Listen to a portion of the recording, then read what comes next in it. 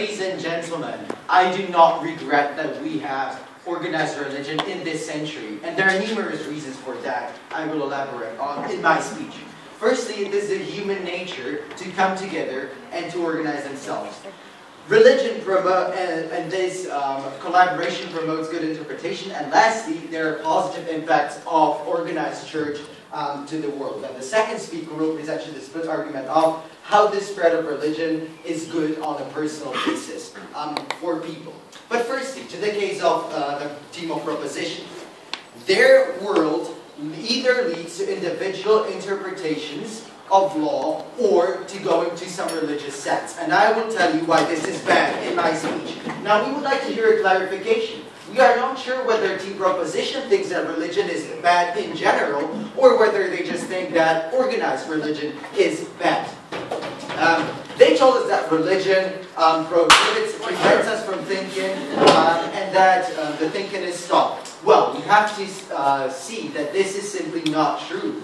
Often in the churches, the priests themselves encourage us to think, encourage us to read the Bible. And then we have many religions, and we can choose which to believe in. And therefore, if I have to choose in which religion I want to believe in, therefore I have to think in the process. Therefore, I think about the religion. Therefore, I contemplate on this issue. Now, team proposition told us that religions do not respect many rights we have in the society today.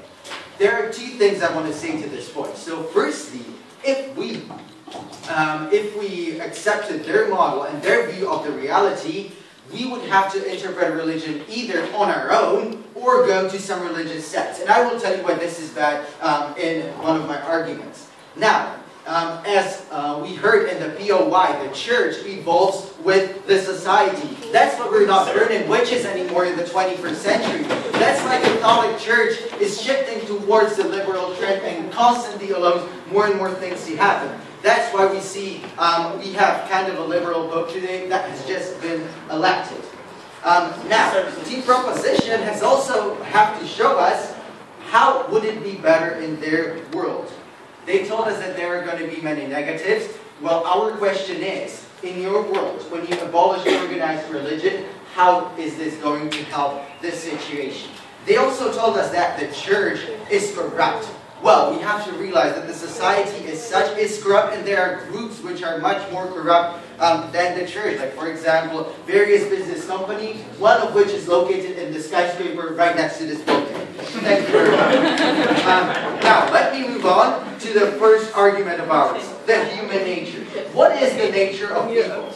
We have to come to the conclusion that people are basically social animals. We meet, we discuss matters, we search tutors, advisors, we seek help and human contact.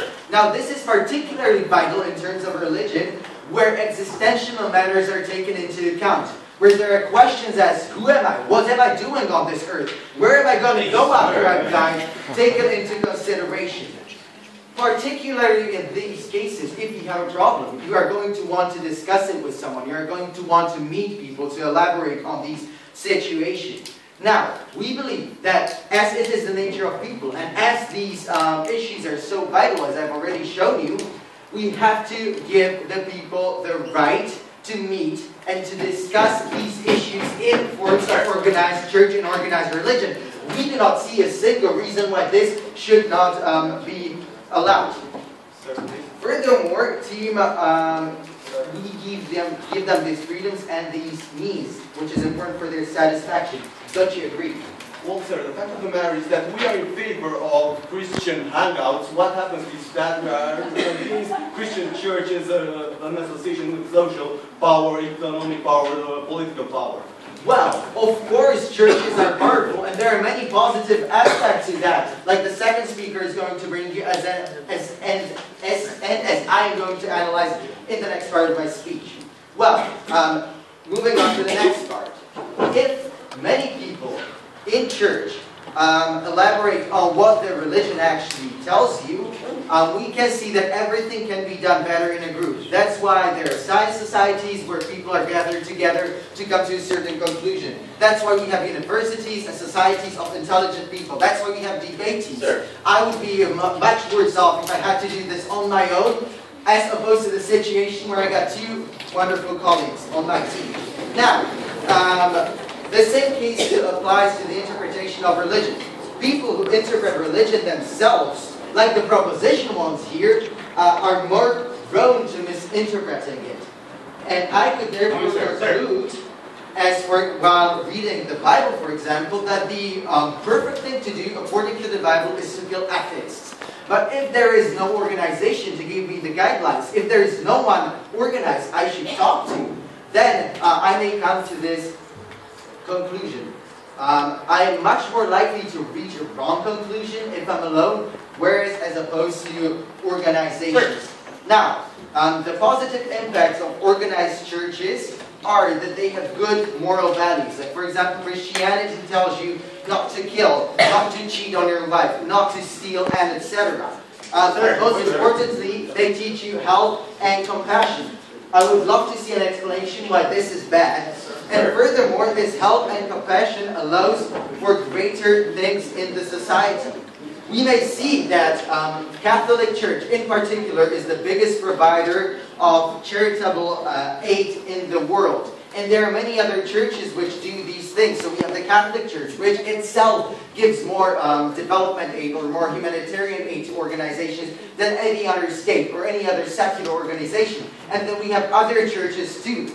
We have to realize that if the plan of proposition was accepted today, then this would not be possible, because in that case we would have no organized church and vast quantities of people could not be helped in these cases. And this is not just the case of Catholics or Christians, also Protestants, Buddhists, and etc. have these things. Build schools, build roads, build hospitals, give out food. And that's why these organizations, as churches, are vital to our society. Furthermore, I have to tell you that the world of proposition is truly not a better one. Because I showed you in my speech that if we adopt the measures they are proposing today, in these cases, we're losing the humanitarian aid I talked about, the values I talked about, and we're more likely to misinterpret the religion. Because if we have religious organizations like churches, there are also other forces of checks and balances that can check on these churches. Like, for example, the society. If I'm only a small single person, in that case, if I think that to kill atheists is right, there is probably nobody going to see, nobody to help me. But if the Catholic Church started to promote ideas such as this one, then the general public would not probably agree with it. So there is some system of checks and balances in terms of churches. For all these reasons, I beg you to oppose.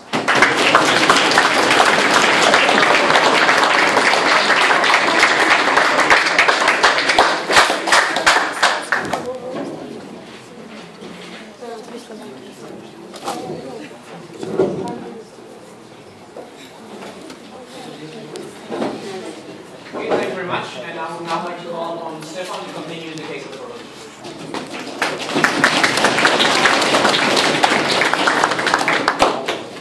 Ladies and religion, we really are fond of the values that the religion promotes. We really like the fact